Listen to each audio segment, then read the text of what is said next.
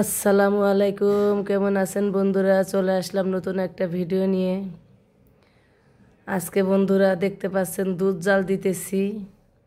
আর এই যে কতগুলা খেজুরের গুড় দুধের ভিতরে দিয়ে দিব, কারণ এখন আমি চিতই পিঠা ভিজাবো এই দুধের ভিতরে। তো বন্ধুরা এই যে দেখতে পাচ্ছেন দুধের ভিতরে যখন গুড়টা দিলাম, চুলার জালটা কিন্তু একবার আগুনটা কমিয়ে নিয়েছি, কারণ যদি ব্লক ওঠে তাহলে কিন্তু দুধটা জমে যাবে।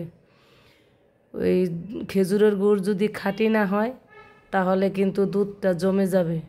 সেজন্য দুধ যখন ব্লক উঠবে ততক্ষণ কিন্তু এই গুড় দেওয়া যাবে না। তো চুলার ভালো করে দুধ জাল দিয়ে পরে চুলার জালটা কমিয়ে তারপরে গুড় দিতে হবে, তাহলে আর গুড়টা জমবে না। এই যে বন্ধুরা আমি সব কিছু দিয়ে কিন্তু মিষ্টিটা দেখে নিছি। তারপরে এই যে দেখুন বন্ধুরা আমি পিঠা কিনে আনছি, কিনে এনে এখন আমি এগুলা দুধে ভিজাবো।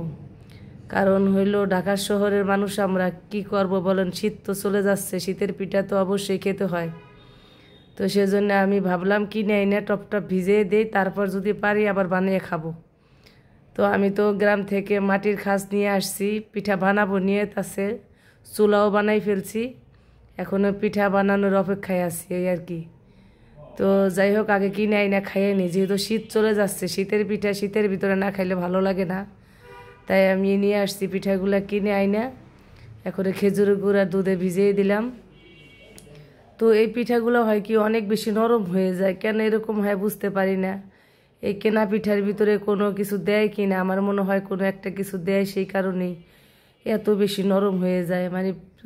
এই দুধটা দেওয়ার আধা ঘন্টার ভিতরে একদম পিঠা ভিজে গলে যায়।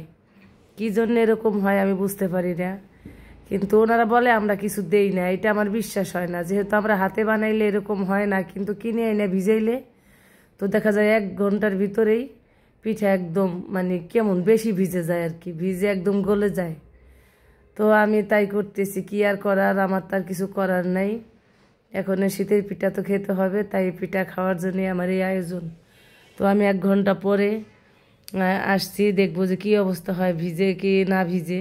তো এই দেখুন বন্ধুরা দুধটা যখন জুড়াইছে তখন একদম দইয়ের মতো হয়ে আছে, কারণ আমি দুধগুলো জাল দিয়ে ঘন করে ফেলছিলাম, আবার এর ভিতরে কতগুলো গুঁড়া দুধ দিয়ে দিয়েছিলাম, সেটা অবশ্য আমি ভিডিওতে দেখাই নেই।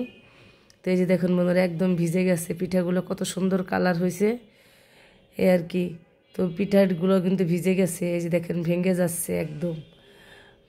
কি দেয় আল্লাহ মাহবুব জানে। ওনারা বলে আমরা কিচ্ছু দেই না, আমি আনার সময় বলছি খালা কি দেন পিঠার ভিতরে, বলে আমি কিছু দেই না খালা।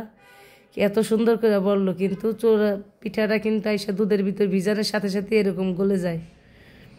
এখন কি জানি আল্লাহ জানে। তো এখন আমি খাইয়ে দেখতেছি যে এত মজা হয়েছে। অনেক বলতেছে আম্মু আমাকে একটু খাওয়াই দাও তো দেখে কেমন লাগে, অনেকেও খাইয়ে বলতেছে যে আম্মু খুবই মজা হয়েছে, অনেকের কাছেও নাকি খুব স্বাদ লাগছে।